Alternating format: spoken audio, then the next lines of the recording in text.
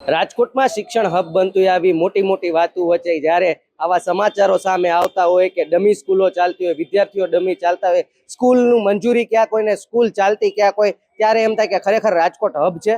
વિદ્યાર્થી પ્રતિનિધિ રોહિતસિંહ રાજપૂત મારી સાથે જોડાયા છે। તેઓએ હાલ બે સ્કૂલો ઉપર જે છે તે કાર્યવાહી કરાવવાની માંગ કરી છે। શું છે સમગ્ર ઘટના?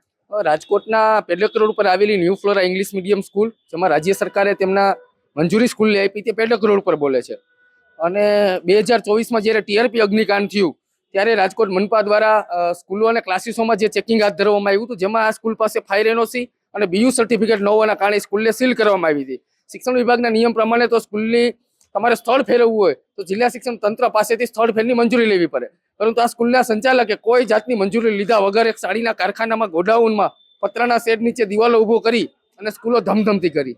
એટલે સવાલ એ પેદા થાય કે કાલ સવારે કોઈ આકસ્મિક બનાવ બને તો બાળકોની સુરક્ષા પર સવાલ પેદા થાય અને એનો જવાબદાર કોણ? આ જ રીતના રાજકોટની નામાંકિત પ્રીમિયર સ્કૂલ છે, તેમાં જેનો ગુજરાતી મીડિયમનો પ્રાઇમરી સેક્શન છે, તેમાં વિદ્યાર્થીઓને અભ્યાસ પ્રીમિયરમાં કરવામાં આવે, પરંતુ વિદ્યાર્થીને જે લિવિંગ સર્ટિફિકેટ આપવામાં આવે એ લિવિંગ સર્ટિફિકેટ એ ભક્તિનગર સર્કલ પાસે આવેલા 80 ફૂટ રોડ ઉપર કોઠારીયા કોલોનીમાં અંબિકા વિદ્યાલયનું આપવામાં આવે છે। એટલે આ જેમ ફાસ્ટ ફૂડની દુકાનો હોય, તમે એક ફ્રેન્ચાઇઝી લઈ લીધી અને પછી મનમાં આવે ત્યાં શેરી ગલીઓમાં ખોલી દો, એવું ના હોય। જિલ્લા શિક્ષણ વિભાગ અને રાજ્ય સરકાર જે સ્કૂલોની મંજૂરીના જે નોર્મ્સ છે, તેમાં વિદ્યાર્થી હિતલક્ષી અનેક બાબતોને ધ્યાનમાં લેવામાં આવી છે કે બાળકોની સુરક્ષાને લઈને જે સ્કૂલની બિલ્ડિંગ છે તેની મજબૂતાઈ, પ્લેગ્રાઉન્ડ, પ્રાથમિક સુવિધાઓથી અલગ અલગ ઝીણવટપૂર્વક પાસાઓને ધ્યાનમાં રાખીને સ્કૂલની મંજૂરીઓ આપવામાં આવે।